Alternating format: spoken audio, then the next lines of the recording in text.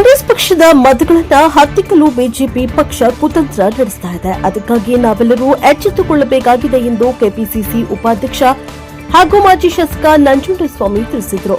ಮಳವಳ್ಳಿ ಪಟ್ಟಣದ ರೈತ ಸಮುದಾಯ ಭವನದಲ್ಲಿ ಬ್ಲಾಕ್ ಕಾಂಗ್ರೆಸ್ ಅಧ್ಯಕ್ಷ ಸಿಪಿ ರಾಜು ಅಧ್ಯಕ್ಷತೆಯಲ್ಲಿ ನಡೆದ ಎಸ್ಐಆರ್ ಸಭೆಯಲ್ಲಿ ಭಾಗವಹಿಸಿ ಮಾತನಾಡಿ ಅಧಿಕಾರಿಗಳೊಂದಿಗೆ ಕೇಂದ್ರ ಸರ್ಕಾರ ಕೈಜೋಡಿಸಿ ಮತದಾರರ ಮ್ಯಾಪಿಂಗ್ ಮಾಡಿದ್ದಾರೆ.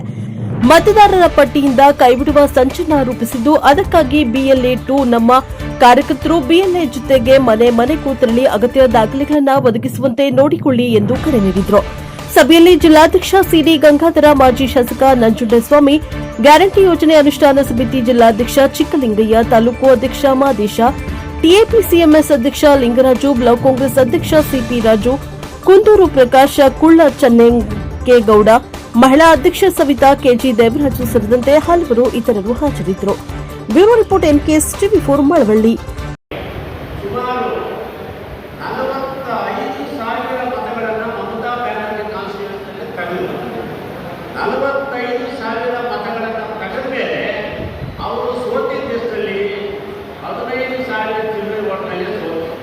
ಅವರು ಕೂಡ ನನ್ನ ಕ್ಷೇತ್ರದಲ್ಲಿ ಏನು ಮಾಡ್ತಾರೆ ಅನ್ನುವ ಒಂದು ಮನಸ್ಥಿತಿಯಲ್ಲಿ ಅವರು ಹೆಚ್ಚಾಗಿ ಅಲ್ಲಿ ಗಮನಿಸದೆ 45,000 ಮತದಾನವನ್ನು ತೆಗೆದ ಮೇಲೆ 15,000 ಬೂತ್ಗಳಲ್ಲಿ ಅವರು ಯಾವ್ಯಾವ ರೀತಿಯಲ್ಲಿ ಏನೆಲ್ಲ ತಂತ್ರಗಾರಿಕೆಗಳನ್ನು ಮಾಡ್ತಾರೆ ಅನ್ನೋದಕ್ಕೆ ಇದು ನಮ್ಮ ಕಣ್ಣು ಮುಂದೆ ನಡೆದಂಥ ಇತ್ತೀಚಿನ ಚುನಾವಣೆಯ ಒಂದು ಚಿತ್ರಣವನ್ನು ನಿಮ್ಮ ಗಮನಕ್ಕೆ ತರಲಿಕ್ಕೆ ಬಯಸ್ತಾ ಇದೆ.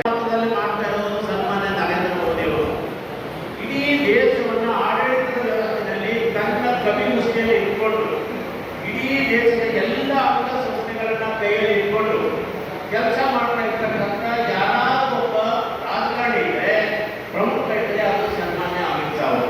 ನೋಡಿ, ನೀವು ಯಾವುದೇ ಚುನಾವಣೆ ಬರಲಿ ಅವರು ಉಚಿತವಾಗಿ ಅಮಿತ್ ಶಾ ಹೋಗ್ತಾರೆ. ಯಾಕೆ ಹೋಗ್ತಾರೆ ಸರ್? ಈಗ ಅವರು ಪಕ್ಕದ ನಮ್ಮ ಬೆಳಗಾವಿ ಭಾಗದಲ್ಲಿ ಇವತ್ತು ಪ್ರಾರಂಭ ಮಾಡಿದ್ದಾರೆ. ಅಮಿತ್ ಶಾ ಅವರು ಇವತ್ತು ಅಲ್ಲಿ ಪ್ರಾರಂಭ ಮಾಡಿದ್ದಾರೆ. ಮುಂದಿನ ಗುರಿ ನಾವೇ, ಅವರು ಮುಂದಿನ ಗುರಿ ನಾವು ಮತ್ತು ತೆಲಂಗಾಣ ನೀವು ಗಮನಕ್ಕಿರಲಿ. ಹಾಗಾಗಿ ನಮ್ಮ ನರೇಂದ್ರ ನರೇಂದ್ರ ಅವರು ಗೆದ್ದಿದ್ದಾರೆ. ನಿಮ್ಮ ಓಟ್ ಇವತ್ತು ಎಷ್ಟಿದೆ? 2.5 ಲಕ್ಷ ಓಟ್ ಇದೆ.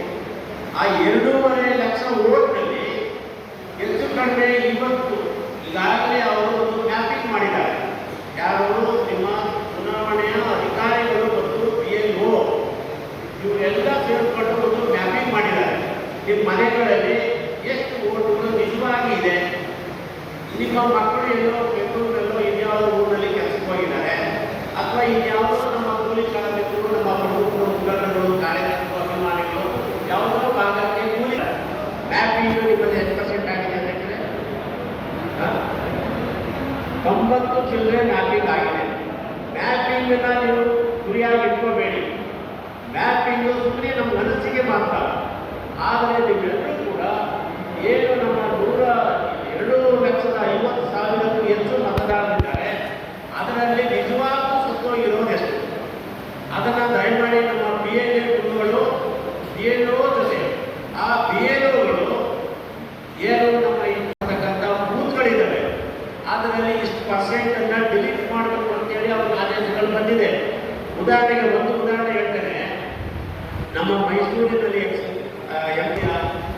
ದಯಮಾಡಿ ನಿಮ್ಮೆಲ್ಲರ ಜವಾಬ್ದಾರಿ ಇದೆ. ಕಾಂಗ್ರೆಸ್ ವೋಟ್ ಬ್ಯಾಂಕ್ ಯಾರ್ಯಾರಿದೆ? ಎಲ್ಲ ಸಮುದಾಯಗಳು ಕಾಂಗ್ರೆಸ್ ಪರವಾಗಿದ್ದಾವೆ. ಆದರೆ ಅತಿಯಾಗಿ ಇರ್ತಕ್ಕಂಥ ಒಂದಷ್ಟು ಸಮುದಾಯಗಳಿದ್ದಾವೆ. ನಾನು ಅದಕ್ಕೆ ಅಂತಾನೆ ಹೇಳಿದ್ದು, ಅಲ್ಲ ನಿಮ್ಗೆ ಓದ್ತೀನಿ.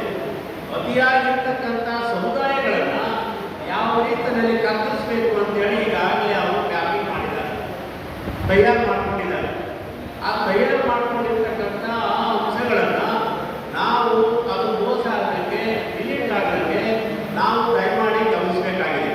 ಹಾಗಾಗಿ ನಮ್ಮ ಬಿಎಲ್ಎ 2ಗಳವರು ಏನು ಬಿಎಲ್ಒ ಇದ್ದಾರೆ ಅವರ ಜೊತೆಗೆ 3 ಬಾರಿ ಮನೆಗೆ ಬರುವ ಸಂದರ್ಭದಲ್ಲಿ ಬಿಎಲ್ಒ ಜೊತೆಗೆ ನೀವೆಲ್ಲರೂ ಸಂಪರ್ಕದಲ್ಲಿರಬೇಕು. ಈಗಾಗಲೇ ನಮ್ಮ ಸರ್ಕಾರ ಮತ್ತು ಮಾನ್ಯ ಮುಖ್ಯಮಂತ್ರಿಗಳಾದಂಥ ಡಿ ಕೆ ಶಿವಕುಮಾರ್ ಅವರು, ನಮ್ಮ ಕಾರ್ಯಾಧ್ಯಕ್ಷರು, ಸಂಸದರಾಗಿದ್ದ